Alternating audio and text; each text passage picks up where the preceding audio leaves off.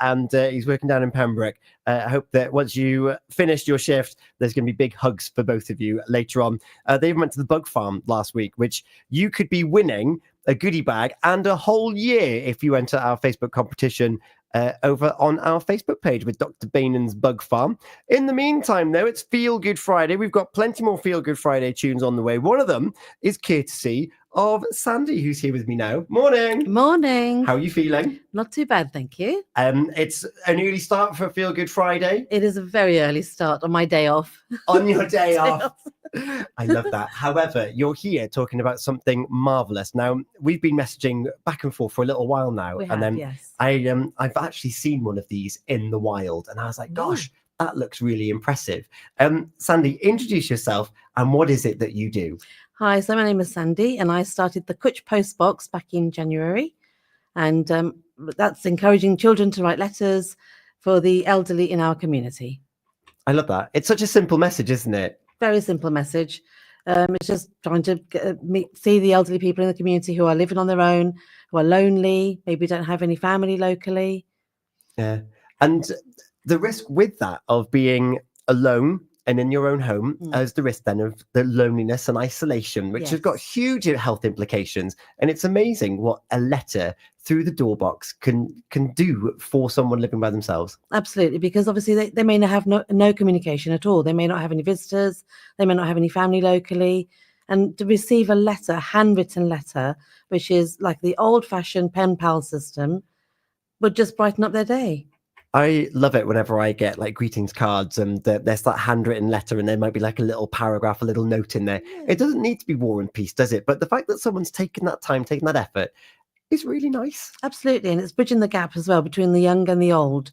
The younger writing about things that they're doing, during their days, playing football, playing in the garden, going for a walk, going to the beach, things that the older people may not be taking part in anymore. But they may have very fond memories of that, and it might bring back those memories and think, oh, I remember when I used to go there. Or maybe they're posed a question, what's your favorite beach in the area? And they can reminisce and they can think about that. Absolutely. And that's what it's about. It's about them starting talking again, talking to other people, talking to their neighbor, maybe.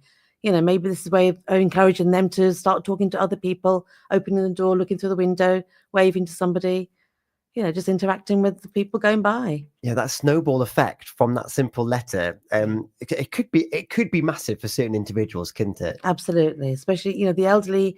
They're sort of people. I think they've been left and forgotten, and they haven't.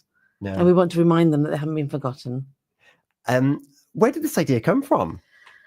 My dad came to stay with me back in last November. Sadly, he passed away in January. And we talked about letters that he used to receive back in the day, handwritten letters from home. He came from India, and how they stopped writing.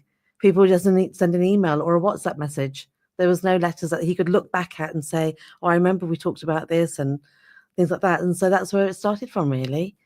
Yeah, because I suppose letters, they kind of formed part of like an archive, like historical archive. And if you're a musical theatre fan, I'm thinking about Hamilton, who like everything was written, everything is logged from that period of time. Yeah. Now you go to a messenger, as you say, an export file, and then it's all there in a spreadsheet, but it hasn't got that heart, has it? No, it hasn't got that feeling that somebody's taken their time to write their thoughts down, maybe cross out a word that they didn't like. Now it's like they type it as an email, they can delete it, resend it. It's not the same feeling. No.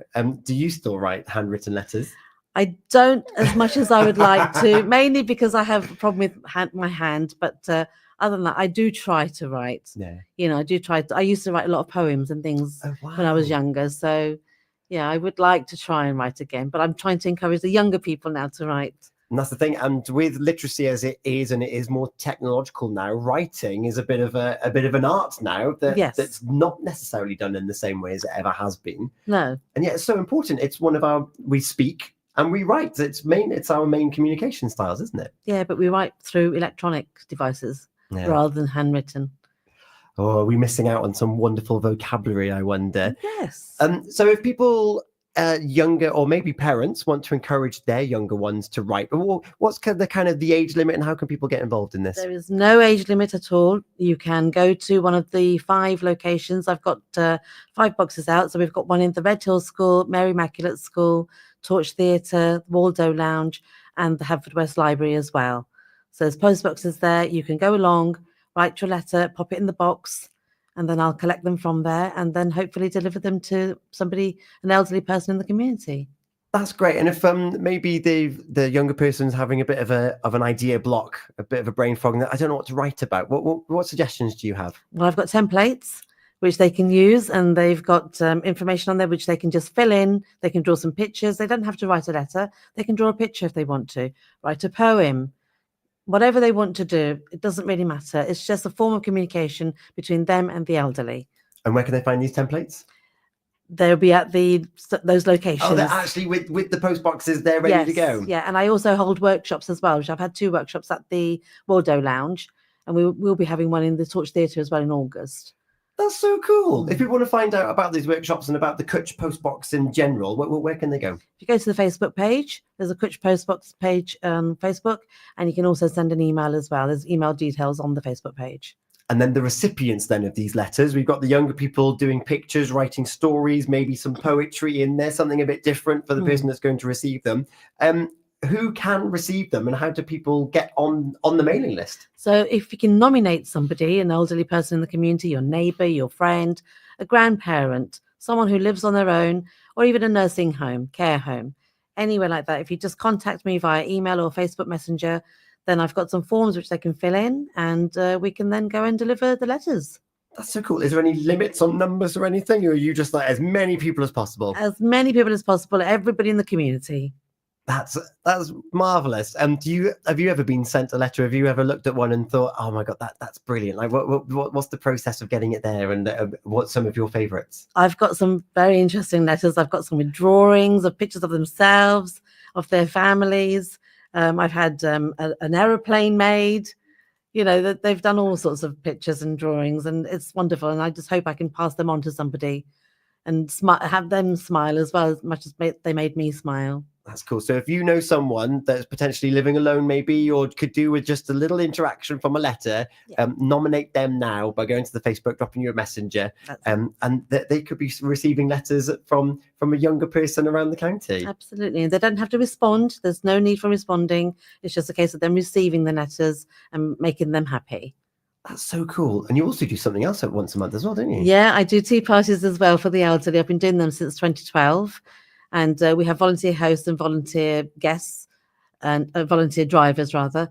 And we have elderly guests in the community who we pick up from their homes once a month, and we take them to the volunteer host's house. And we have a tea party, have a little chit chat, have a good old giggle, and then we take them back home again. That's so cool. How does someone get on that list? Well, again, they'd have to contact me again. Unfortunately, I've got another page for that as well. You can send me an email actually on that one, so I can put some details out about that as well. And you can contact me and you can come onto the list and hopefully join our tea parties. That's so cool. Yeah. Sandy, thank you so much for coming in and telling us all about the Cwtch post box. 5 locations which have got templates all around them and next to these post boxes. Yeah. Who designed the post boxes? Because the one in Waldo Lounge, which I've seen, it's not a small little thing, is it? No, it's not a small box. I designed it with Lee from the Norman Industries. Oh, yes. And they actually created it and designed the logo as well for me. It's brilliant. Yeah. It's such a wonderful idea. Closing that intergenerational gap, reducing isolation and loneliness, which is only going to have health benefits for people. Absolutely. Particularly those that might have fewer house visits, but they also are independent, so they're not in a care home setting. That's right. But it's nice to get something through the letterbox. Like, oh, I wonder what this is. Yeah. Oh, it's a wonderful drawing of a rocket. Exactly. Yeah. That's amazing. Sandy, it's Feel Good Friday. You've made me feel good. You've made me feel really warm inside with this wonderful story and this wonderful initiative that you launched only in January. If you want to nominate someone up, then please do get in touch. The name of the Facebook, I assume, is Cwtch Postbox. Cwtch Postbox. Lovely. Do that now. And it's Feel Good Friday, which means that we play song requests. You hinted before the news that this was from the 70s. Where are you taking us to? Dancing Queen. A little bit of ABBA Bit heads of ABBA. our way. I cannot wait to play this for you. Sandy, thank you so much for coming in to the studios. Thank you very much. It's not long on 9:15 here on your breakfast show with Folly Farm, which means just over 10 minutes to get involved for our Unscramble for this morning. So don't delay. Do it right now if you haven't had the chance already. And we're going to look at some wonderful events happening around the county with the Pembroke Coast National Park. Thanks, Sandy. Thank you. Friday. It's time to feel good with Pure